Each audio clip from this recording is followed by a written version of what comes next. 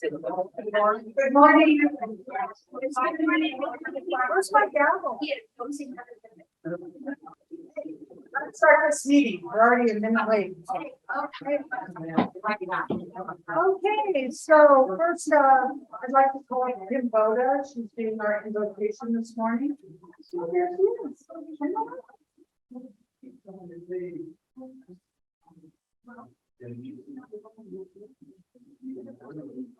You're ready for me already?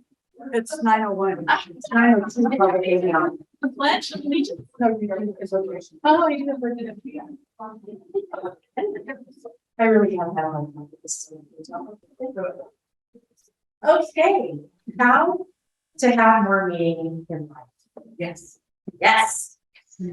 So I'm gonna have my notes here. So we all have experienced this total existential crisis the last 2 years, right? We're all in this reality of, oh my gosh, I feel like I'm in the unknown because we don't know what's going on, but we sense that there's something going on.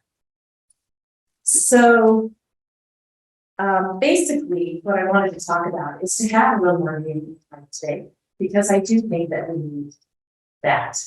Our attention is being taken away by all these other crazy things. So why don't we get back to the intrinsics and the things that really matter?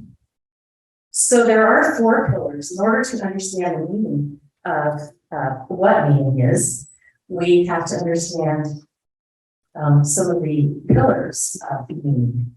And the first one is belonging. And we all need a little more belonging.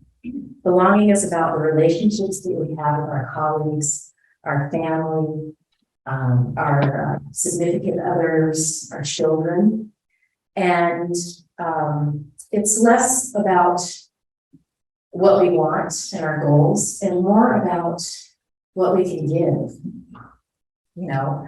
And true belonging comes from an emotion or an elevated frequency of love. So when we are in a frequency of love, we can create belonging when we're with people, right?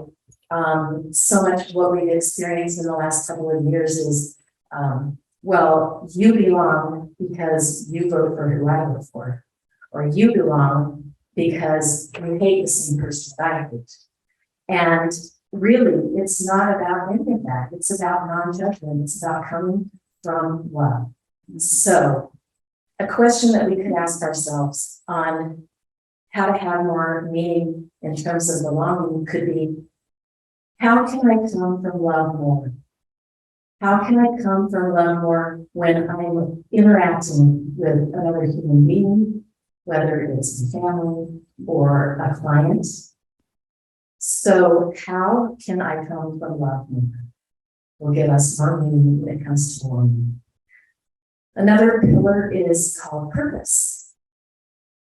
And really, purpose is even more about giving up the self. It's not about the exterior. It's not about, my purpose is I want to be the #1 real estate agent of all time. It's more about what can I give of myself authentically to my life, my relationships, what the interactions that I'm having. How can I bring more purpose to what I'm doing? And the world really does need more people that have a purpose, that have a need to give. And the way we do that is we go within. So a question we could ask ourselves to bring more meaning in terms of our purpose is, where can I contribute? Where can I give? Where can I give of myself authentically? Not just throwing money at something, but actually getting the currency of your personal energy into something and who you are. That gives us more purpose. So where can I contribute? How about transcendence? Transcendence is kind of a little bit of a lofty word, but in terms of how to bring more meaning into our lives, the way we do that is we go within. And going within means doing the things that we're passionate about. And it means losing time and space. We know we're in a zone of transcendence when we're doing something that we absolutely love, and suddenly you're just like, wow, where did the time go? We need more self-love. That's how we can transcend, because if we can do things that allow us to love ourselves more, forgive ourselves more, and to move forward in our lives, then that's when we can go out into the world and really make a difference, because we have to start here first, right? So, being transcending is also feeling connected to the whole. You know, it's feeling connected to each, like my heart is connecting to everyone in this room right now because I see a fellow human being. I don't see someone that I'm competing against. I don't see, a label. I see someone who's a human being, and I feel compassion for that. And that's that unification that we all know in the end. You know, it's not about separation or divisiveness, it's about coming together, because that's what we do well as human beings. So the last one is, the question we can ask ourselves to get into more of a transcendent zone is, when can I find time for myself? What can I do to bring more love to myself? And that means doing things that you normally feel maybe a little bit like you're being selfish. It's important for us to give back to ourselves so that we can love ourselves first. Many of us don't love ourselves first. We love others first. And it's always important for us to love ourselves first. Lastly, a pillar of how to make, to have more meaning in life is to be in creation. It's to understand that we are a reflection of the divine. And when we get up every single day, we're telling ourselves a story. So the question that we can ask ourselves when we hit the floor running is, who do I want to be when I open my eyes today? It's the thoughts that we think, the actions that we take, and the choices that we make that creates our lives every single day. So who do I want to be when I open my eyes? So how to have more meaning in life. Thank you.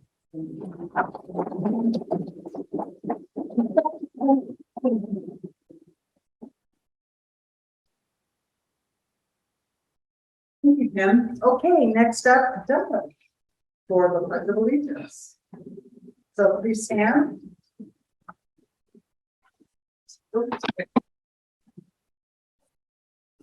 Okay, Pledge of Allegiance.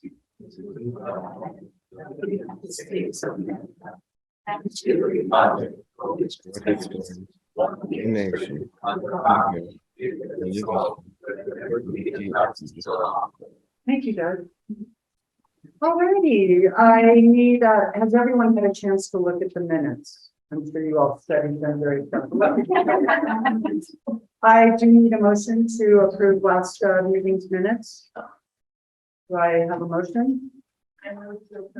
Well, were you here for the last meeting? Okay, good, then you can. Anyone else?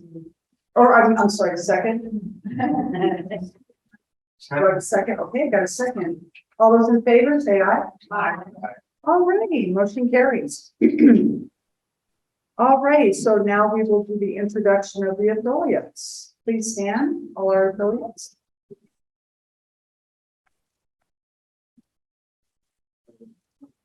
Mary Mariah, Big Bear Tax Lady, tax deadlines are coming. Good morning, everybody. Suzette Gayette with Fidelity National Title. I'm here to let you know the Midwest Outpost is still open.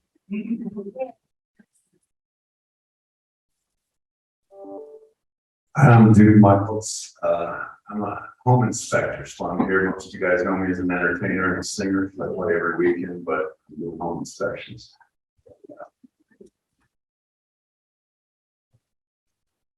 That's wrong. Good morning, Judy Jackson, West West. Suzanne Robinson, Orange Coast Title. Good morning, everyone. Mary Ann Burgess with my agent lending group. Let me know if you guys need any assistance. Okay, thank you, Aurelia.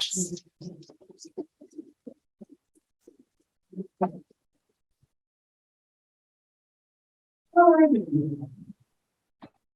And do we have any new members? No new members of Realtor members. Okay, then we'll move right along past that. And before we get into our program, I have a couple of things I need to announce because I have a feeling once the program, once Gov gets off, or not gets off, but once we. I didn't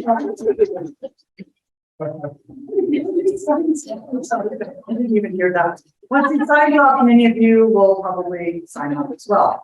So very important, I just want to let you know that regarding voter eligibility in the city of Big Bear Lake, we need to be very, very careful about encouraging people to register to vote. They need to meet the legal requirements of being a resident, full-time resident of Big Bear Lake, or that's where they claim their residency. Now, I know many of you are doing otherwise, but I just want to make sure, go on the record, because they're having allegations, false allegations. And let's see, and then secondly, I think many of you know Ken Simmons. Today is his 38th wedding anniversary. He's not with us here today, but it's just been learned that his wife has a stage 4 cancer. It's metastasized. So we can just all close our eyes and send up a prayer or meditation, whatever it is that you would like to do for her healing.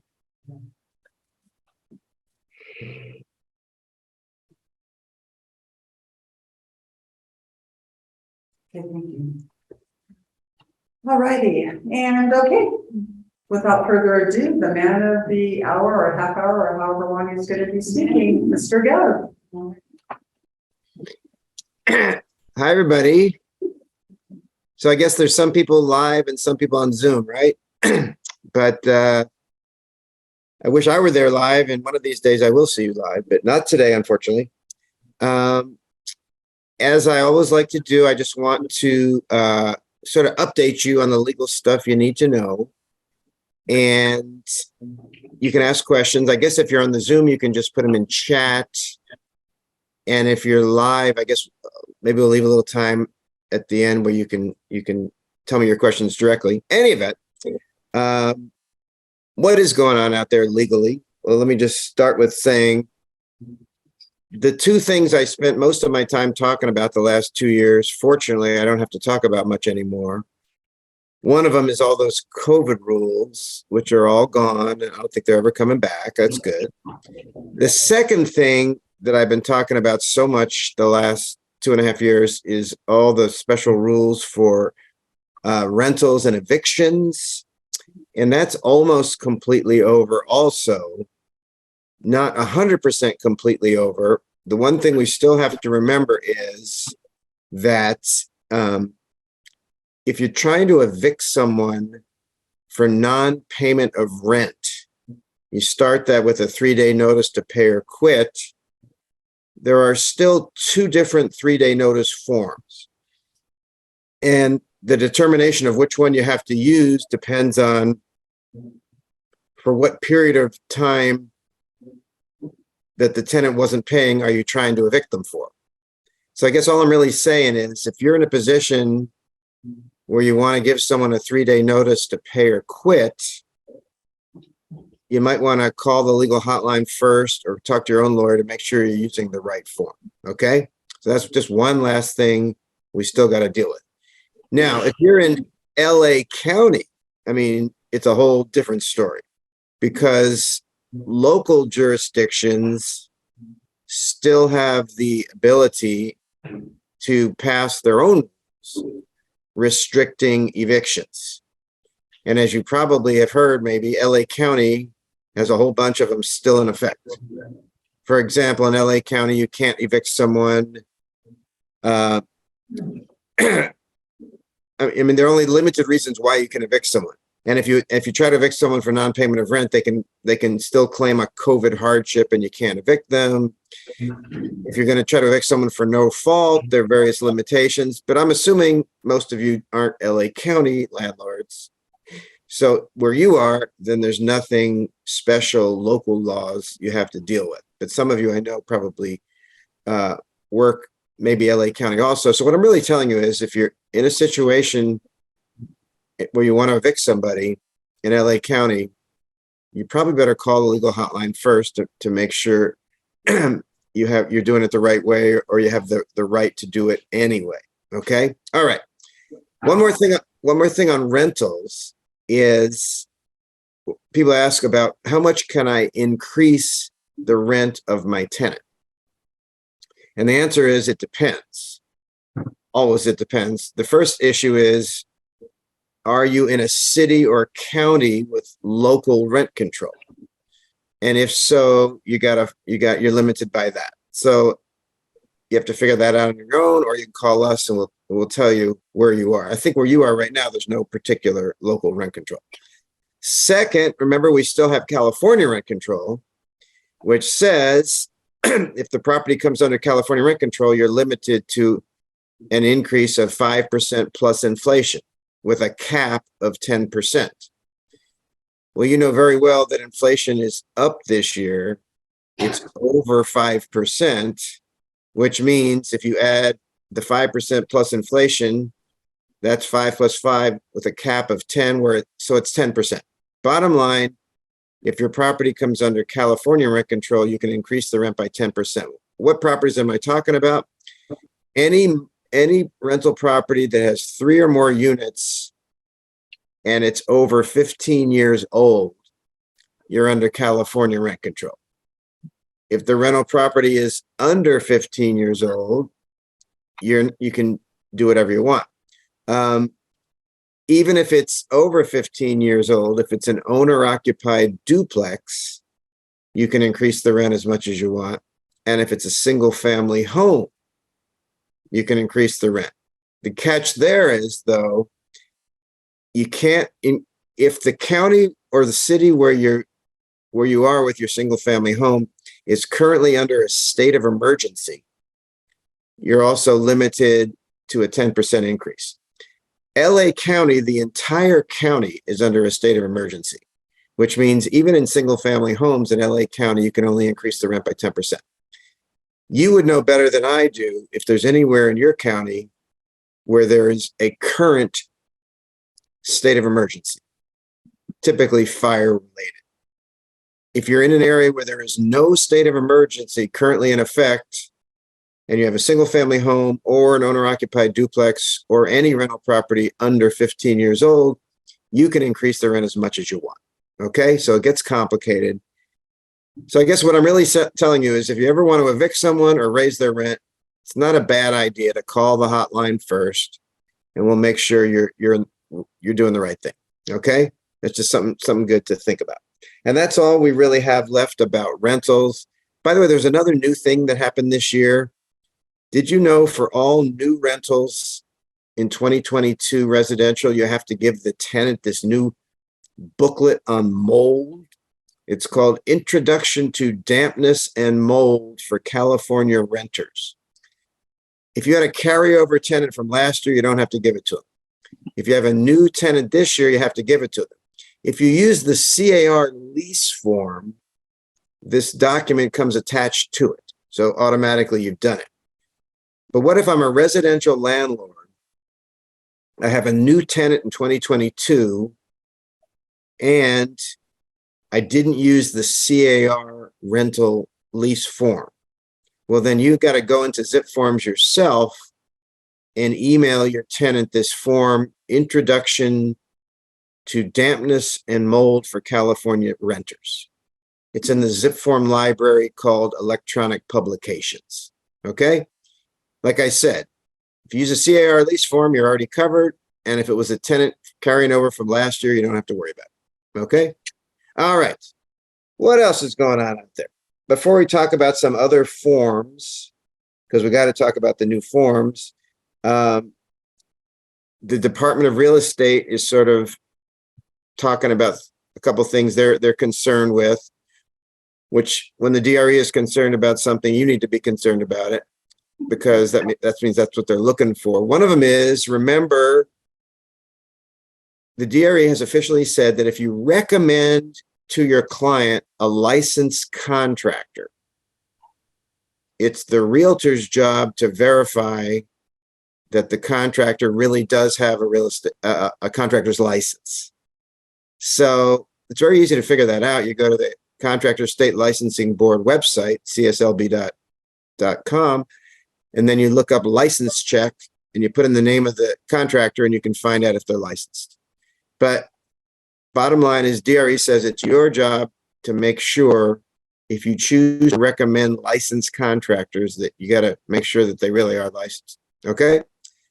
Another thing the DRE is reminding us about, just like fair housing is reminding us about, is that landlords can no longer reject a tenant just because they're Section 8 tenant. Every landlord is a Section 8 landlord now. I mean, you can reject a tenant for other reasons, but you can't reject an applicant just because they're getting a subsidy. So if anyone ever calls you up on the phone and says, you take Section 8 tenants, you say, absolutely yes. Because they're probably a tester trying to catch you to see if you say no. So that means when you get the applicant, you don't necessarily have to take them. But, let's say you're choosing between two applicants. One of them Section 8, one of them isn't. But the Section 8 tenant obviously has better credentials, better scores and stuff. In that scenario, if you didn't take the Section 8 tenant, it would be looking like you were rejecting them because of their Section 8 status. So just a tip to be aware of that. Third thing from the DRE is, this is not a hard and fast rule, but the DRE says, we think there's a problem with agents doing open houses for other agents' listings when the other agent is in a different office. The thing you have to remember, of course, is when you're doing an open house, you're typically engaging in licensed activity because you're talking about the property and stuff like that. Well, you can only do licensed activity for your own broker.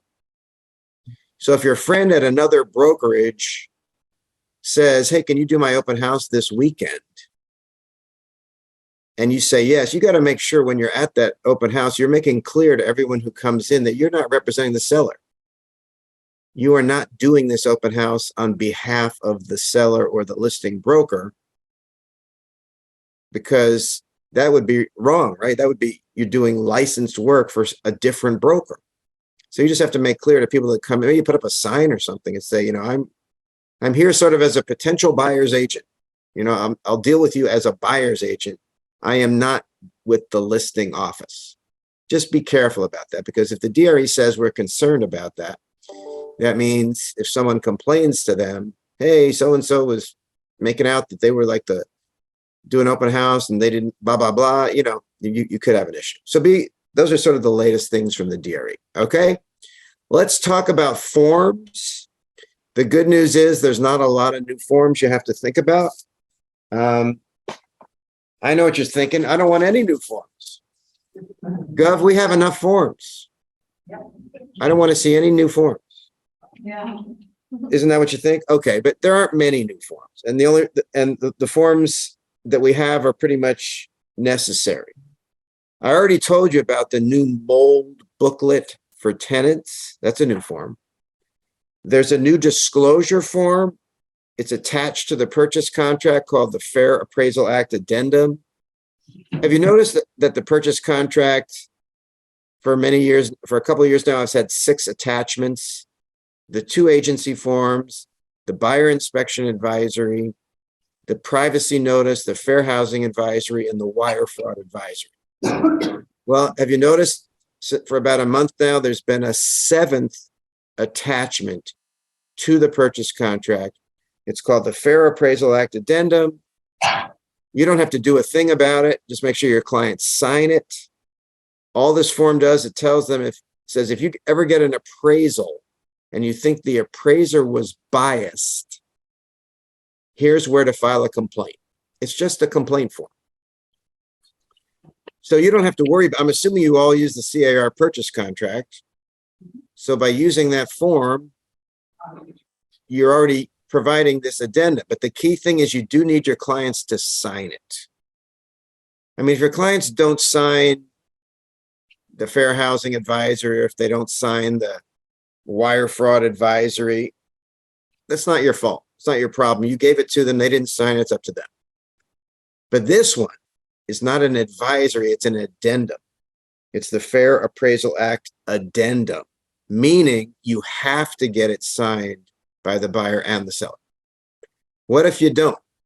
Then your contract is not, well, you have a valid contract, but either the buyer or the seller can walk away at any time they want with no consequence. So please make them sign this new attachment to the purchase contract. And one more thing, this got attached on June 21st. The law changed on July 1st. If any of you opened escrow prior to June 21st, but you're still in escrow today, on your pre-June 21st escrow, you probably never gave this form to your clients. So it's not too late. Give it to them now. Give them the FAAA. It's on zip forms. That's only if you opened escrow before June 21st. If you opened escrow after June 21st, it was probably attached. You probably used the current version of the contract and it was already attached. Okay. So what if I don't give it to them? Well, if they don't understand the law, you have no problem. If they understand the law, they could use that as an excuse to cancel the deal, which you don't want. Okay. All right. Any other forms you need to know about? Just a couple more. Have you ever, you noticed on the, when you sell a house, you know, one of the 5 disclosure forms you have to give the buyer is the seller property questionnaire, SPQ, right? Well, we have a new form called the commercial seller property questionnaire. Because if you're the seller of a commercial property, there are still some disclosures you have to give. And now we have a nice form that tells you what you have to do. Instead of the SPQ, it's the commercial seller's property questionnaire, new form when you sell a commercial property. Second, related to that, have you ever come across a mixed use property in the sense that it's part residential, part commercial? So let's say I want to write an offer on a property that's part commercial, part residential. The question is, which purchase contract do I use? Up until a month ago, my answer would have been, you have to use 2 different purchase contracts. You got to write a residential purchase contract and a commercial. You don't have to do that anymore. There's just one. There's a new mixed use property addendum. So if you were writing an offer on a mixed use property, you would write the offer on the residential purchase contract, and then you would attach the mixed use purchase addendum to deal with the commercial part. Okay, so that's good. 2 more brand new forms. Have you ever been doing a deal and the other agent gives you a form you never saw before? Maybe it's a Zillow form. Maybe it's a form their own broker made it up. Maybe it's a Compass form or a Coldwell Banker form. Anyway, it's not a C.A.R. form, right? Well, did you know the courts have made it pretty clear that as a realtor, your standard of care is to understand the C.A.R. forms. You're not required to understand the Zillow forms or the other office forms. So we have a nice new form now called the Use of Non-Standard Forms Advisory. The Use of Non-Standard Forms Advisory. You're basically giving it to your client and saying, this is a non-C.A.R. form. I'm not really an expert in this form. I encourage you to get your own independent legal advice if you don't understand anything about this particular form. Okay. Obviously, none of this is required, but it's just a nice idea. By the way, have you ever been a buyer's agent and the listing agent gives you this form and says, I want your buyer to sign it? Does your buyer have to sign forms coming from the seller that aren't mandatory, TDS, SPQ, lead paint, defensible space form. In other words, it's not one of the mandatory big five, but they just want your buyer to sign it. Does your buyer have to sign it? No, absolutely not. You're right. Now, that doesn't mean you don't give it to the buyer. I mean, you never hide something from your own client. Say, hey, the seller wants you to get this form. So I'm going to give you this form. The seller wants you to have it. But you don't have to sign it. Now, if the other agent says, oh, I need that form signed by your buyer for my file, you can say, well, that's your problem. If your broker says they want it for their file, my buyer's doesn't have to sign it. Now, maybe if you like the other agent, it's all going to depend on how much you like the other agent, right? If you like the other agent and you feel sorry for her, you say, okay, I'll have my buyer sign it. But if you don't like the other agent, this is a good chance to get back at him. No, I'm not signing it. The heck with that. So I'm sort of kidding, but not completely. The point, and especially if this form actually is telling the buyer to do something, well, then that's an addendum. I mean, that's like part of the contract. Maybe they're making that as part of a counteroffer or something. But if they just have a form that they've created that just provides information or something, yes, give it to your client, but your client doesn't have to sign it if they don't want to. Okay? All right. One more brand new form. Have you noticed there's a big change? There's what I think is almost the biggest change on the new purchase contract is on the last page 16 of the purchase contract. There's a blank there that says, and in the box where the agents fill it in, right? When the agents fill it in, the designated electronic delivery address. You know what the significance of that is? The significance of that is you're telling the other agent, if you want to send any document to me or my client, this is the only way to send it. Send it to this email address. Now, you know why that's significant? Because in the purchase contract, they changed the definition of delivery. It says now, if something is sent to the designated address, that is considered delivered. You know what? You know why that's significant? Because up until now, if you send someone an email and they don't open the email, they haven't received it. So agents can play games, used to play games with other agents. Oh yeah, I know you sent me that email, but I never opened it, so I never really got it. Which is why for 25 years, I've been telling realtors, when you send a document by email to the other side, you need to get them to follow up and acknowledge that they opened it. Because if not, you always had a problem. Well, you don't have to do that anymore. Because it says on the purchase contract, if the other agent gives you their designated electronic delivery address on page 16, that means if you send them an email to that address, as soon as you press send, it is legally delivered. Doesn't matter whether they open it or not. It doesn't even matter if it goes to their spam or not. The point is, it's their problem to check their emails, their problem to check their spam filter. You've delivered it. You have satisfied your obligation. You don't have to follow up with them to make sure they opened it or got it. Sending is receipt. But of course, that's only true if they actually put their designated electronic delivery address on the form. What we've noticed is some agents are not putting their designated electronic delivery address on page 16.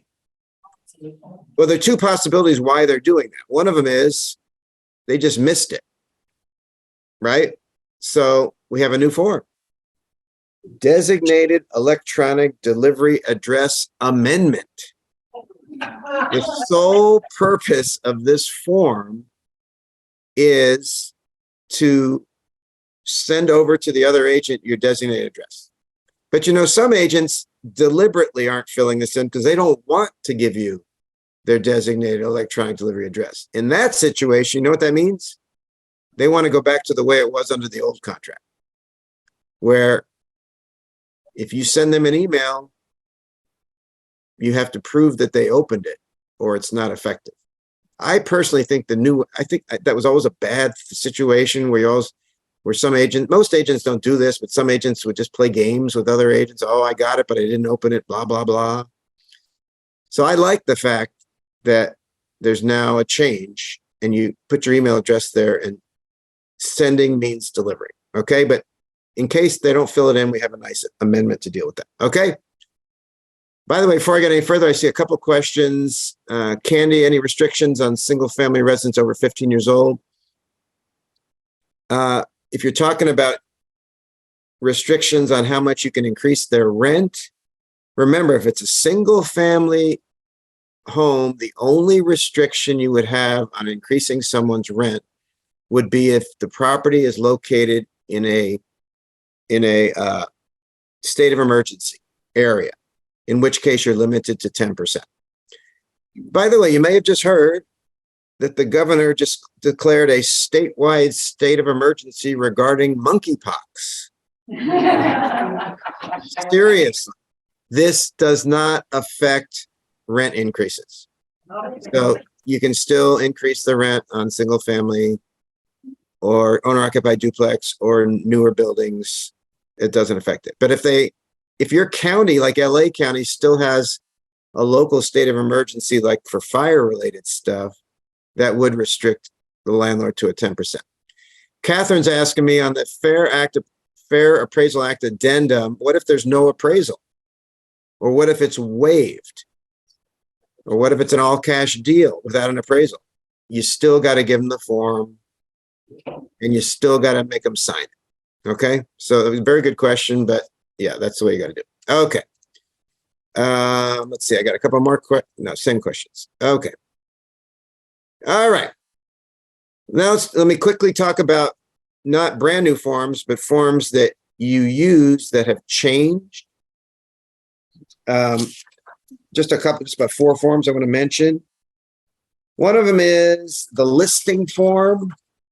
What if you take a listing and the seller is not a person?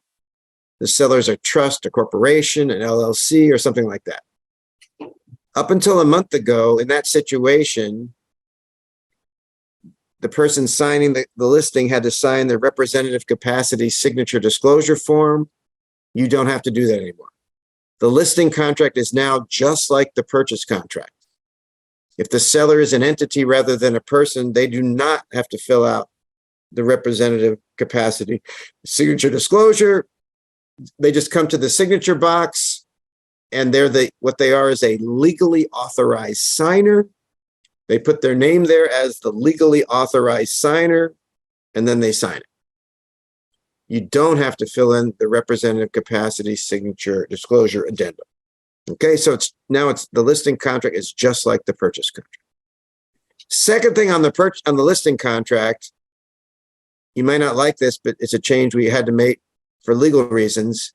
It used to, on the purchase contract, there's an attorney fees clause that says if the buyer and seller get into a lawsuit or an arbitration, the loser has to pay the winner's attorney fees. Well, up until a month ago on the listing contract, there was an attorney fees clause that said if the seller and the listing agent ever have a monetary dispute over the commission and they go to court or arbitration, the loser pays the winner. For legal reasons, we had to change that. So now the attorney fees clause in your listing simply says, in any dispute arising out of this listing, each side pays their own attorney, which is another reason to avoid lawsuits, because even if you win in a lawsuit with your client, you still got to pay your own attorney. So that's on a listing. The purchase contract still says loser pays. Okay. All right. So that's one change. Another form that changed, the independent contractor agreement. Have you ever noticed that right now there are two of them? There's two versions of the ICA. This is the contract between the broker and the agent. Up until a month ago, there was one version that had mandatory mediation. It said, if the broker and the agent have a dispute, they first have to mediate. The other independent contractor agreement said there's mandatory arbitration. Well, guess what? They've been combined into one form. So now there's a new independent contract agreement that has both of those things. It says, if there's a dispute between the broker and the agent, you have to try mediation first, but then if that doesn't work, then you go to arbitration. So it's sort of like the purchase contract now, right? Okay. So maybe if you like that idea as a broker, you can go to your agents and say, I want you to sign the new independent contractor agreement. Or maybe you're okay with the one you already signed. But the one you already signed probably either has mediation or arbitration. It doesn't have both. See what I'm saying?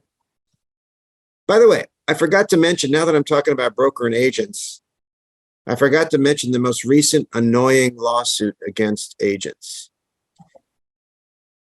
That is, agents are sometimes being accused now that their website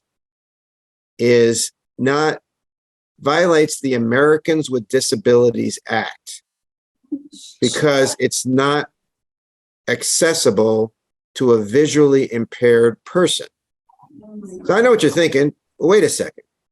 Of course, how can someone who can't see, obviously they can't read my website. Well, there is such a thing as sign reading software. So if the visually impaired person has this particular type of software, they can point their computer at your website and then get a verbal readout, an audio readout of the words on your website.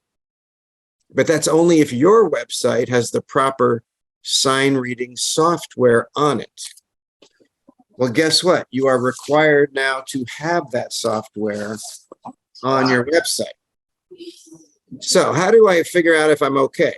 Well, on our website, C.A.R.org, if you go to the risk management section, you go to what are called quick guides.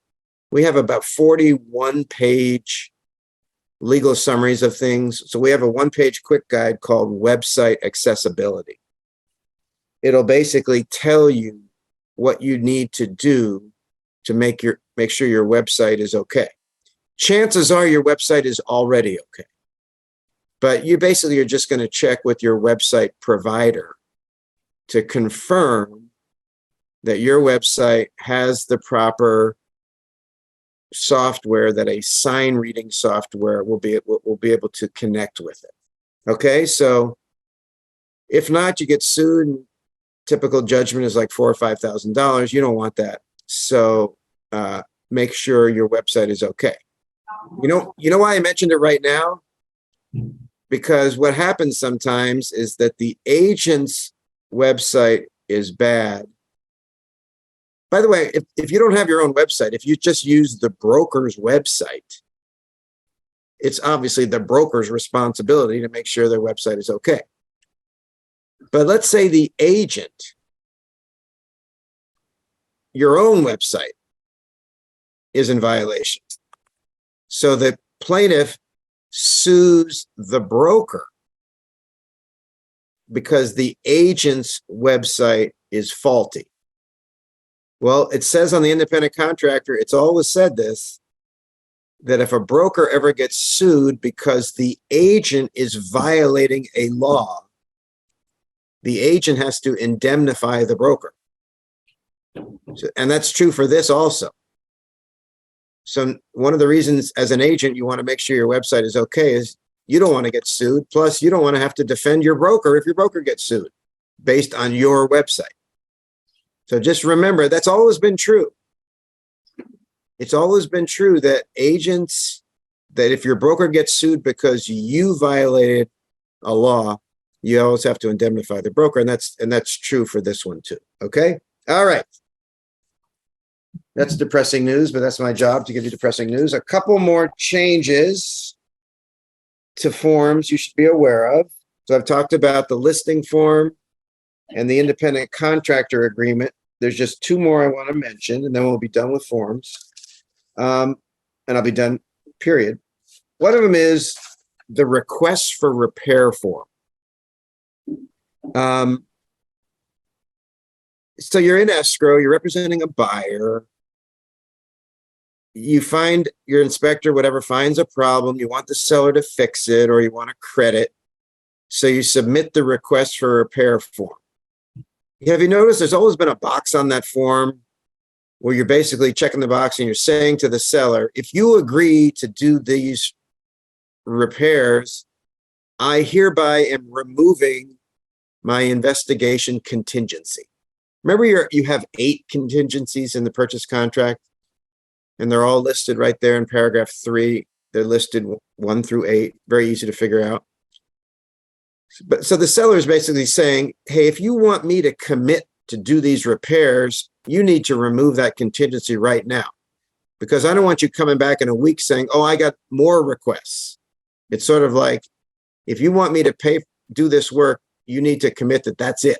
We have no more requests for repair, no more inspection contingency, right? Okay. Well, there's been a slight change on the form that now there's a place on the request for repair form where the buyer can actually check a box saying, if you agree to do these repairs, I'm removing all of my contingencies. Because some sellers are saying that. Some sellers are saying, if you want me to do these repairs, I want you to remove all your contingencies, not just the inspection, loan, everything. Of course, the buyer can say, no, you negotiate. But the point is there's a place now on the RR where the buyer can indicate that they're removing all of their contingencies in exchange for the seller agreeing to do the repairs. Or if the buyer doesn't do that, remember the seller can respond to your RR, your request for repair, with the RRRR. I know it's always funny just to say that. The response and reply to request for repair. And on that form, the seller could say to the buyer that I'm only going to do this if you agree to remove all of the contingencies that I've attached on the contingency removal form. Okay? All right. Last thing, I saved the best or worst for last. Robin, I forgot to ask, can I share my screen? Do I have the capability? Do you know? You should be able to grab. Let me try. Okay. Let's see here. I might have to change, see if I can make your screen bigger. Yeah, hold on here.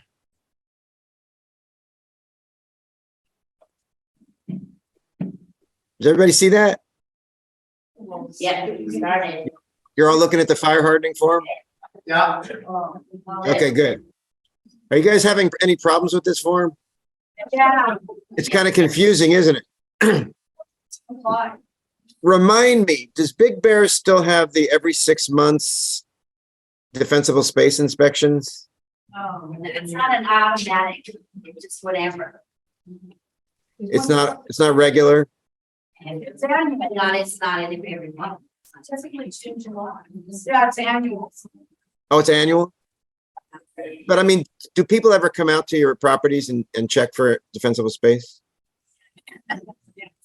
Let me speak to that. Yeah. What happens is, we have code enforcement that they drive through neighborhoods. Okay, And if you've got weeds that are overgrown or anything else that would not comply with our fire hardening standards here in our county, they will write you a letter and say, fix it, or we'll fix it for you and send you the bill. but thank you. But they don't send you a thing that's saying, oh, you're okay. They only notify you if you're not okay, right? Exactly. If you don't Okay. get, you're okay. That's what I thought. That's what I thought. Okay, so, One for us as a result. okay, great. Well, let me then, now that I know that, I'm going to simplify this whole process for you, okay? All right. every time you take a listing now, right, you have to determine if the listing is in a high or very high fire zone. They are. We are. Yes, always. Are you saying your entire county is in a high or very high fire zone? Our entire. Our service area, yeah. Okay, so if that's the case and you already know that, you probably use this form in every listing. Yes. Unless, of course, probate, REO, bankruptcy, or trust sales where no TDS is required, this form is not required. Okay, so the first paragraph of this form is just telling you when you need the form. And I think you guys have probably all figured it out. We probably usually need this form because we're probably all in a high or very high fire zone. Just keep in mind, you don't have to do the form if a TDS is not required, and a TDS is not required on probate sales, REO sales, bankruptcy sales, or trust sales, unless the trustee used to be on title personal. So if the trustee lived in the house in the last 12 months. If your trustee was never on title personally or never occupied in the last 12 months, they're exempt. So first thing you figured out, is the form required? Second thing is, does my seller have to fill out paragraph 2? And that's going to depend on, was it built before or after January 1st? So the form is always required, regardless of when it was built. If you're in a high or very high, the form's required, unless you're exempt.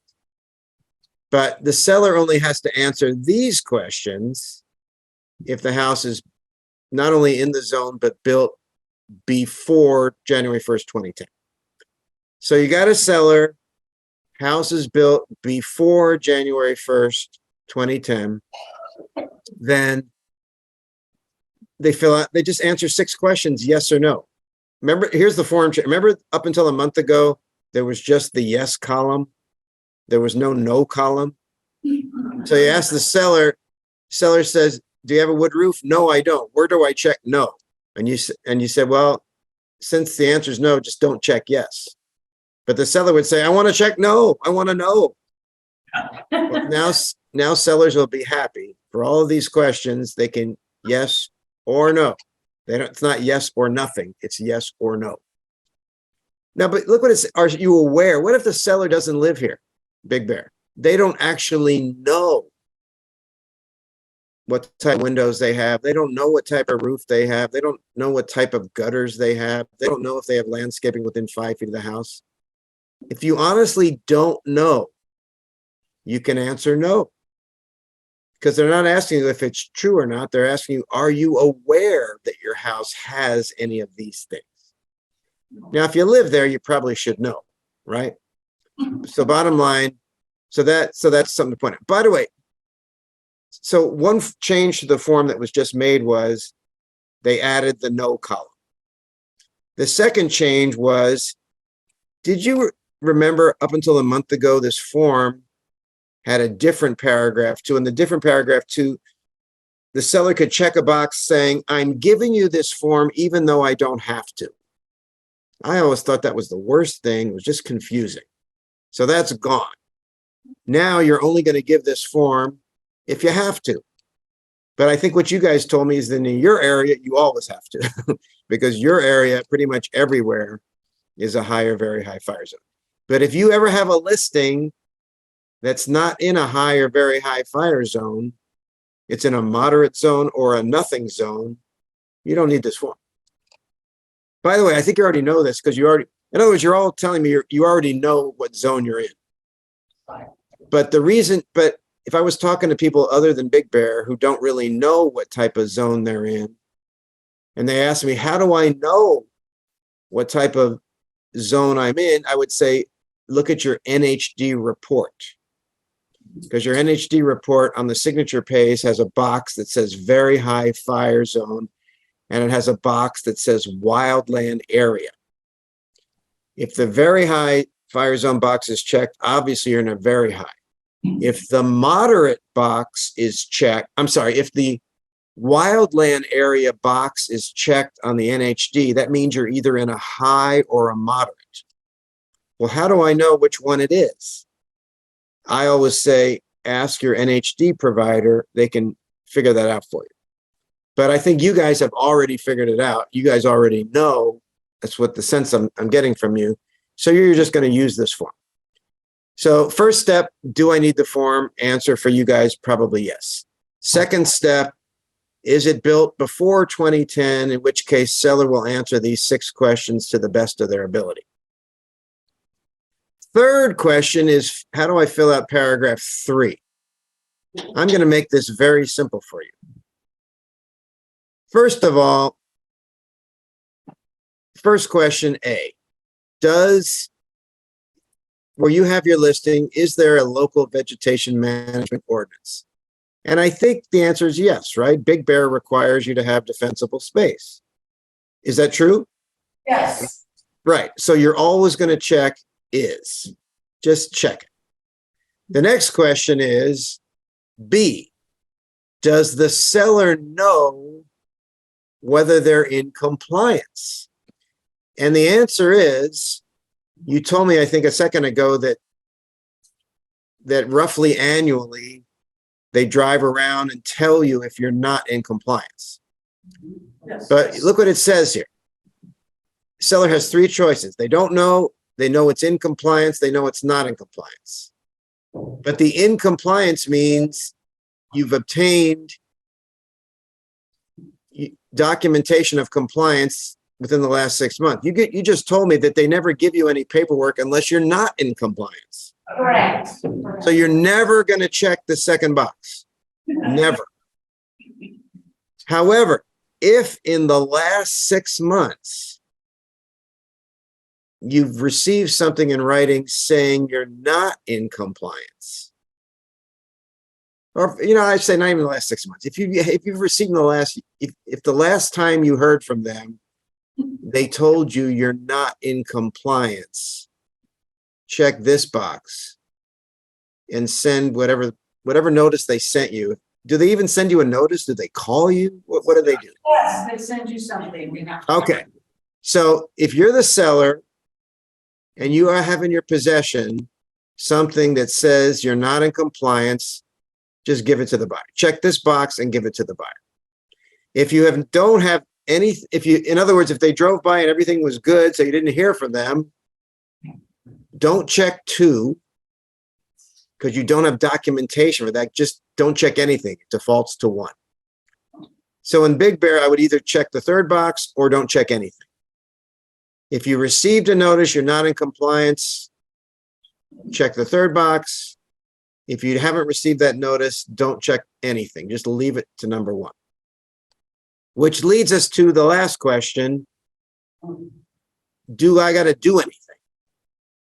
And you only have to do anything if Big Bear had a law that says you can't sell the house if you're not in compliance. And that is not the case. Correct me if I'm wrong, but Big Bear does not say you can't sell unless you fix it. They don't care whether you're selling or not. They just say, we drove by, you're not okay, you need to fix it. But it doesn't really matter. They're not telling you can't sell if you don't do it. They're just saying, do it. You're correct. It's not a point of sale. Right. Since it is not a point of sale requirement, you do not need to check any of these boxes.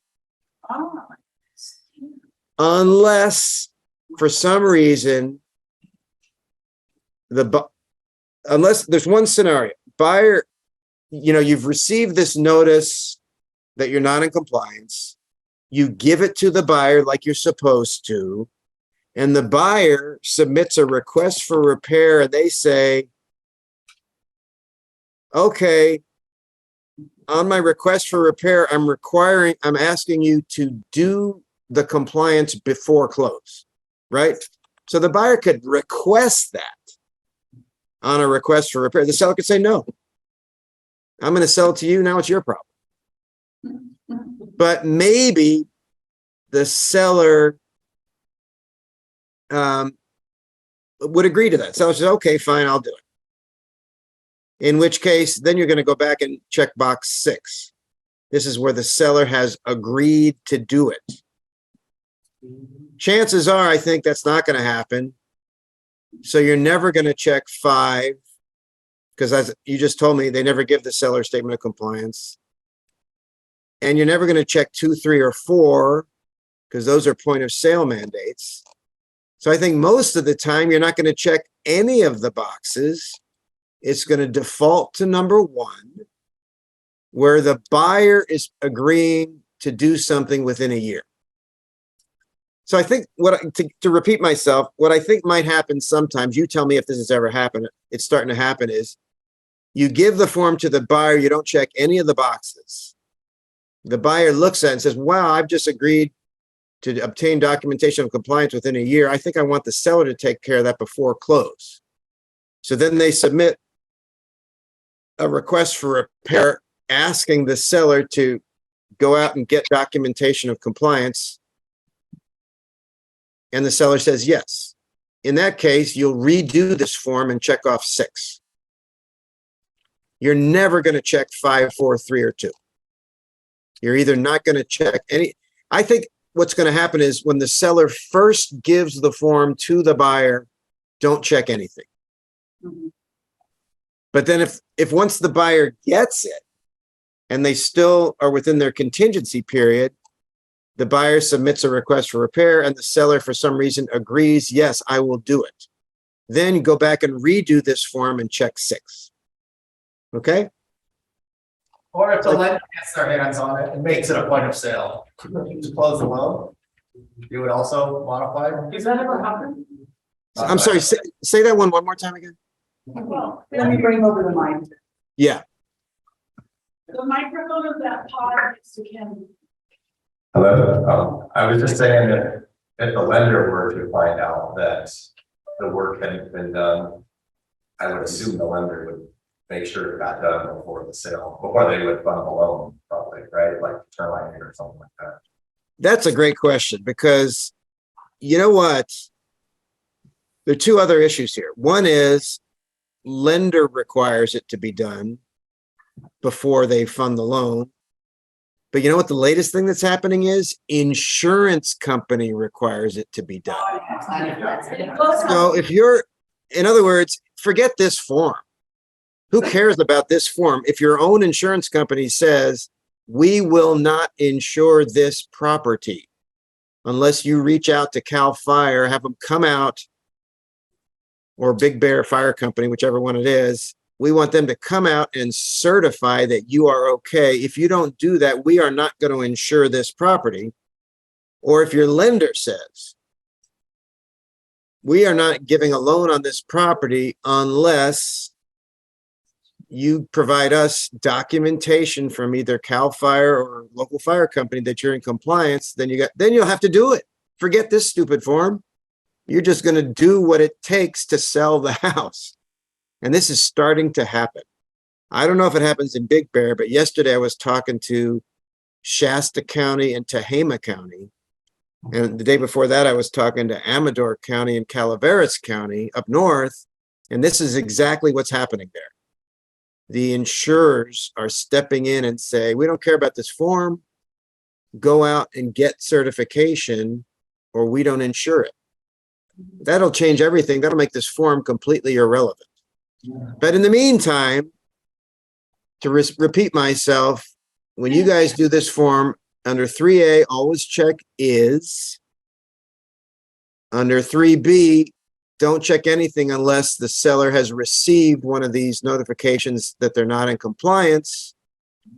And when you get to C, don't check anything unless the buyer has submitted a request that the seller go out and get the documentation.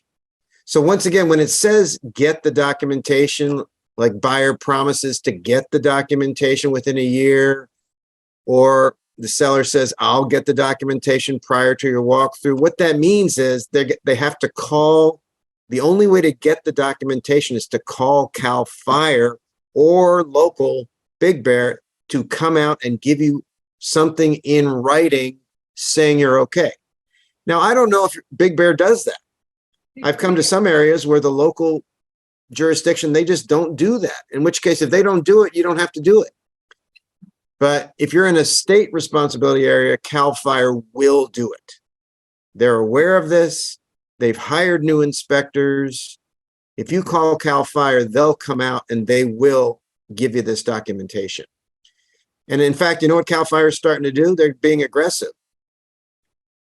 And if the buyer doesn't call them within a year, they just go out anyway and say, well, you should have called us, we're coming out.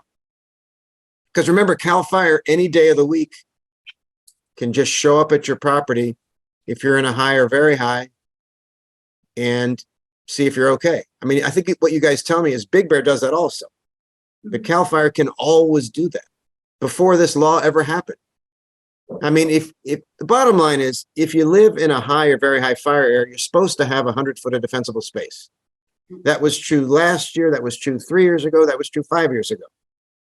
If you don't have the defensible space, even if your insurance company doesn't care, even if your lender doesn't care, even if your buyer doesn't care, CAL FIRE can care, or Big Bear can care, and they can fine you for not. We're all supposed to have it, and we can be punished if we don't. And that's true regardless of lenders, regardless of insurers, regardless of this form. And I personally think, living down in LA where I'm not in one of these areas, that everyone should probably have it for their own safety anyway. So anyway, that's my soapbox speech on that. Any more questions on that? I'll look in the chat. I have some questions. Yeah.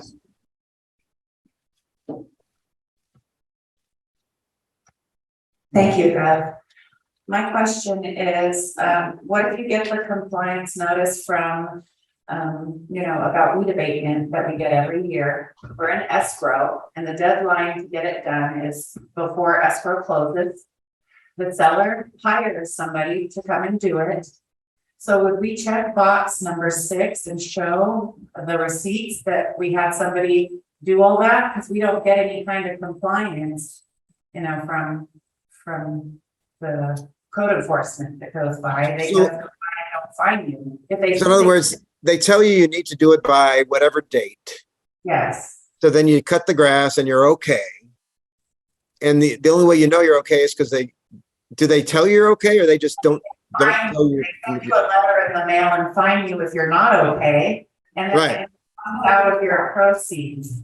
It comes out of the seller's proceeds as a lien, but they don't tell you if it's compliant. Yeah. So in other words, they don't give you documentation of compliance. No. So therefore, what I'm going to say, so even, in other words, we're talking about two different things then. The thing that happens locally in Big Bear, like I said, you do have an ordinance, so check yes. Seller probably is never aware that they're actually in compliance. They only know if they're not in compliance, right? You're not in compliance if you receive this notice. Then you fix it. You still don't know, right, for sure, but I guess you just sort of assume that if you fix it and you don't hear from them, you're not in compliance anymore. But the bottom line is, does it really matter? The point is, if you're in compliance, great. If you're not, and the buyer hears from them, they may come back to the seller and says, why didn't you tell us you weren't in compliance? Whether you fill out the form or not, I think you have an obligation to tell the buyer. Forget this form, under just general law, that's a material fact. If we were told that we're not in compliance with the weed abatement law, that's something I need to tell the buyer. Because if I sell the house without fixing it and then they get in trouble, they're going to say, seller, why didn't you tell me? You knew it was not in compliance. So I think however you fill out this form, tell the buyer if you've received a notice that you're not in compliance. But I think you should check to see. But then when it comes, number 3, but when it comes to this part, you're never going to check 2 because there's no point of sale. You're never going to check 3. There's no point of sale. You're never going to check 4. There's no point of sale. And you're never going to check 5 because they don't give you any documentation of compliance unless you arrange for an inspection. Now, okay, there's one other possibility. Maybe for some reason, CAL FIRE randomly came out to your seller's property,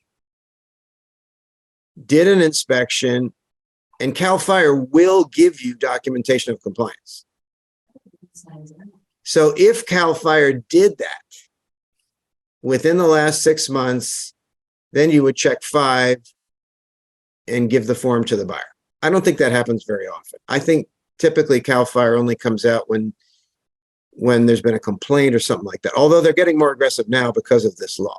So maybe in some cases you're going to have a seller, CAL FIRE was out, and they actually, within the last 6 months, they came out and gave you something. Or, as I said, the sixth one is if the buyer requests that the seller take care of it.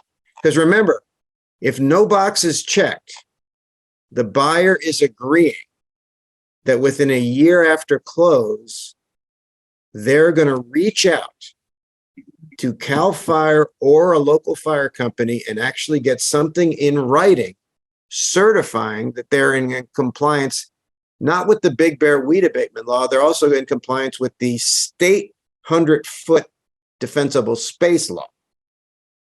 Okay. Let me see if there are more questions in chat. Let me get the questions in chat for a second here. Nicole says broker recommends number 3 as there's a local ordinance. Anyway, I sort of answered that.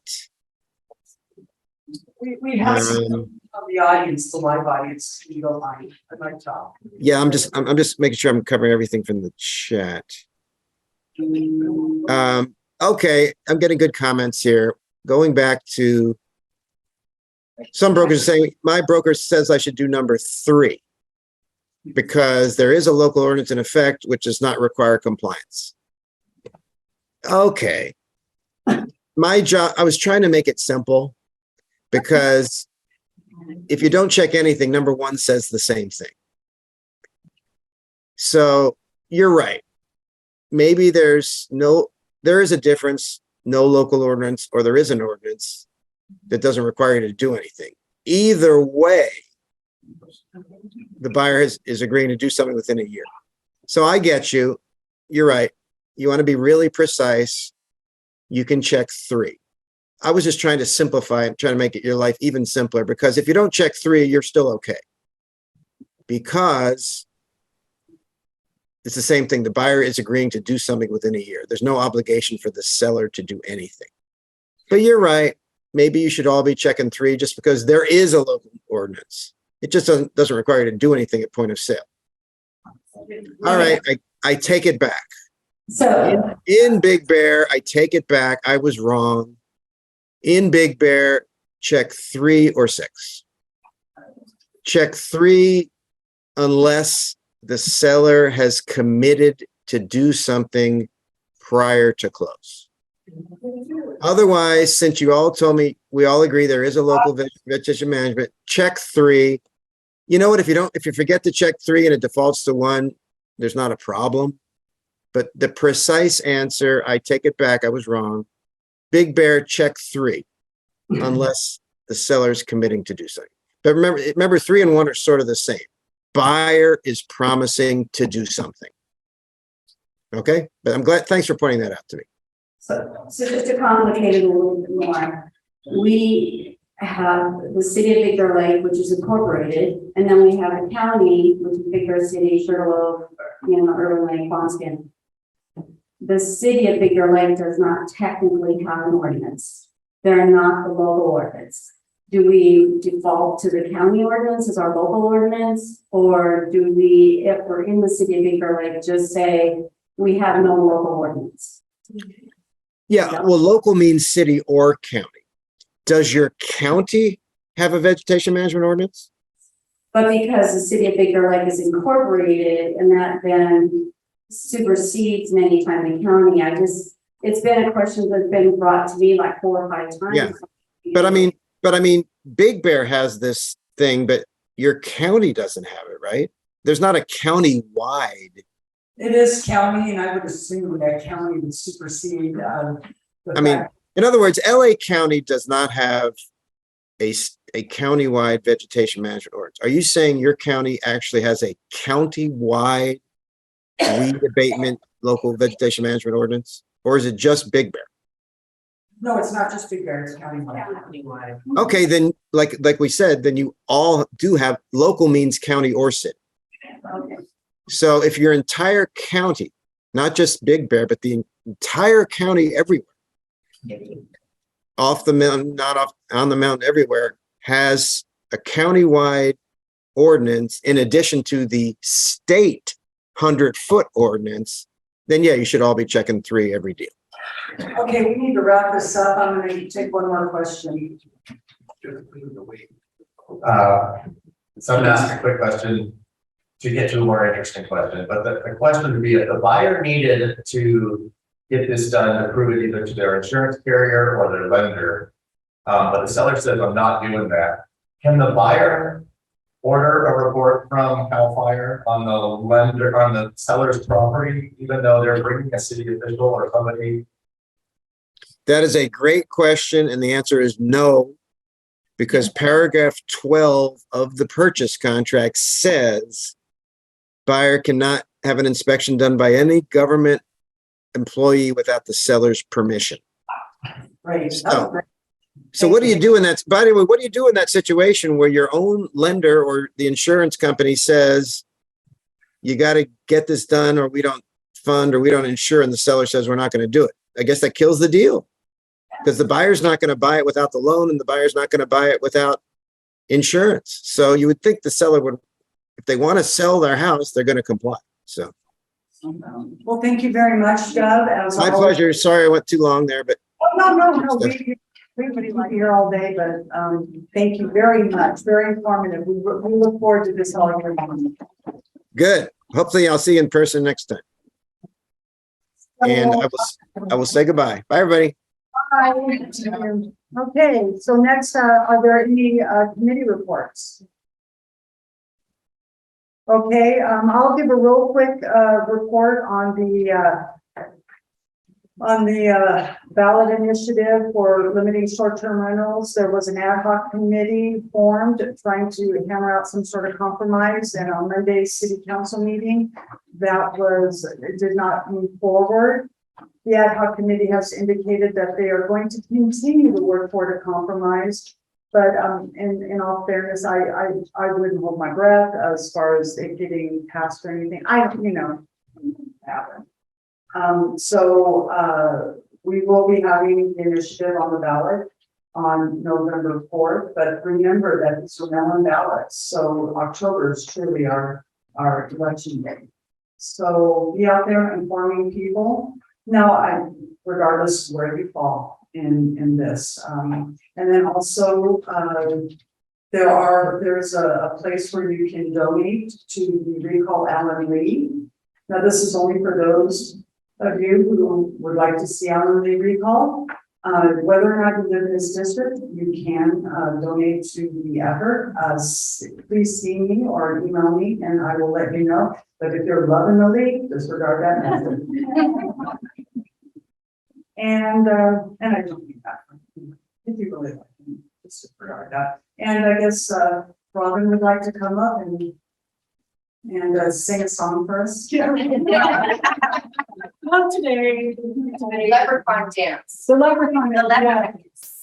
Yeah, I'd like to ask Suzette and Maureen to come up with me as our chairs of our 2 charity, I'm going to say foundations that we have, Scholarship and Cantree. To be clear, our association, I mean, the good that we do in this community is amazing and everybody needs to recognize that. Okay. Do it out of the kindness of your hearts. You don't do it for recognition. It's something that you love and you want to better your community. Right. And unfortunately, sometimes the community doesn't see everything that you do. So I want to publicly congratulate and thank all of you for everything that you do for Cantree and Scholarship. But sometimes people just they go the extra mile. Sometimes out of the kindness of their hearts, will just cover the cost of, a $5,000 meal ticket or open up, Tesla charging stations. Yes, so as an association, charity foundation, we'd like to have, Simeon and Dana Profit come up here.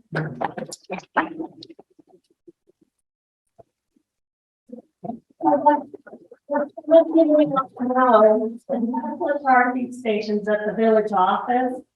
We just take charitable donations and then the profits match that and then divide it up on all the charities we, sponsor.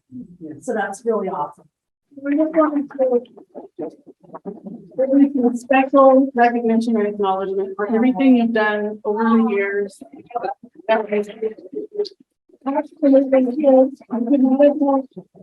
We told our association helps. It couldn't have been done without you. Let's just be frank. So thank you so much. Thank you. Very much appreciated.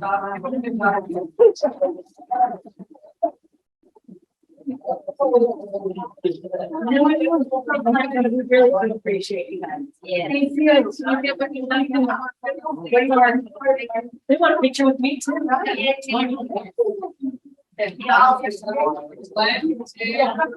You ready? 1, 2, 3. And again.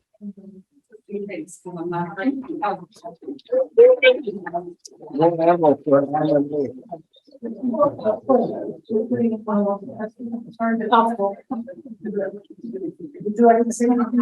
yeah, I want to thank everybody for participating in the golf tournament yesterday.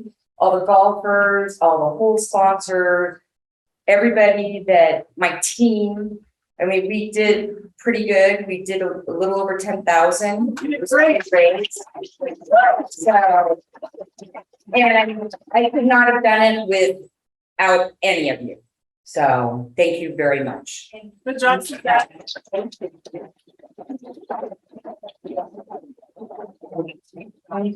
Okay, and now for Are there any other committee reports? No? no, I'm here. So we had a couple of great prizes for the scholarship fund. And we're gonna work, by the way, the scholarships we gave out in May or June. We're gonna have those kids prepare little videos and send them to us so we can watch them. They can tell us what they're doing and how they're spending their money and all that good stuff. So we had Aztec and $50 gift card that was donated by Suzanne and Roy. I'm going to have a lot of really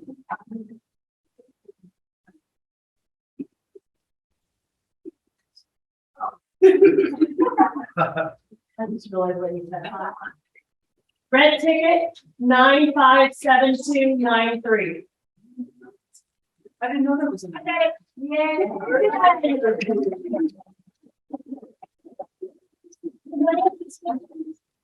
Deliver this to me. Thank you. The next thing is that tray back there was donated by Denise Reiner. And I don't know if you're aware, there's handmade chocolates from Nancy Walker and a jewelry piece that she's made, jewelry necklace by Nancy Walker as well. And she's opening a store over in the Grizzly Shopping Center. And it's not open yet, but she wanted to show you guys what she's got going on. So anyway, the tray from Denise Reiner and the goodies from Nancy Walker. Really tickets on the fair. Okay, 584836.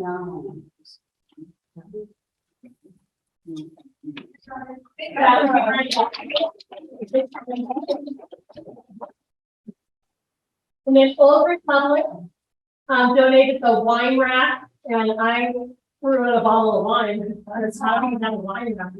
Yeah. Great. Yeah. Make sure it works. You know? And that's the red ticket 585051. Miss Kelsey.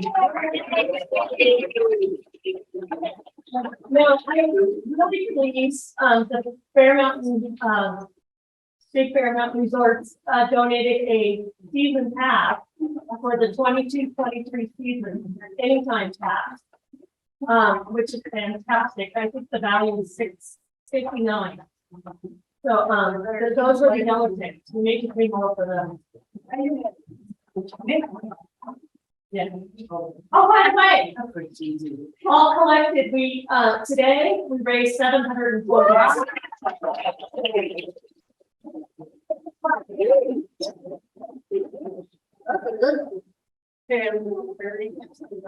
Really did. Yeah, don't storm me on the way out. Oh, that's right. Okay, yellow ticket. 0053 0040. Oh, and then.